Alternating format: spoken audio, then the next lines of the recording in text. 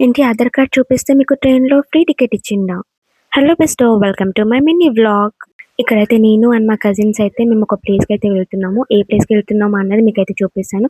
So, ఇదొచ్చేసి నేను మా cousins మాత్రమే, మా పేరెంట్స్ లేకుంటే ఫస్ట్ టైమ్ మేము మాత్రమే వెళ్తున్నాం. బికాజ్ మా లైఫ్‌లో ఎక్కడికి ఒంటరిగా అయితే మేము ఎక్కడికి వెళ్ళలేదు. బట్ ఫస్ట్ టైమ్ మేము వెళ్తున్నాం. అందుకే మాకు ఇది స్పెషల్ వీడియో. బట్ వెళ్ళడమేమో గానీ ఫస్ట్ టైమ్ మాకైతే ఆగమాగం అయింది. ట్రైన్ ఎక్కడమేమో గానీ ఒక పెద్ద టాస్క్ లాగా అయిపోయింది మాకు.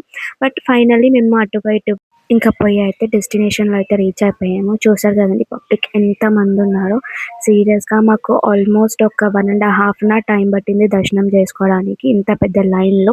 సో, ఇంకా మీకు ఈ వీడియో చూస్తుంటే మీకు అర్థమై ఉంటది కదా! మేము ఎక్కడికొచ్చేసామో. అదేనండి శ్రీ కాళికామాత దేవాలయంలోకైతే వచ్చేసాము.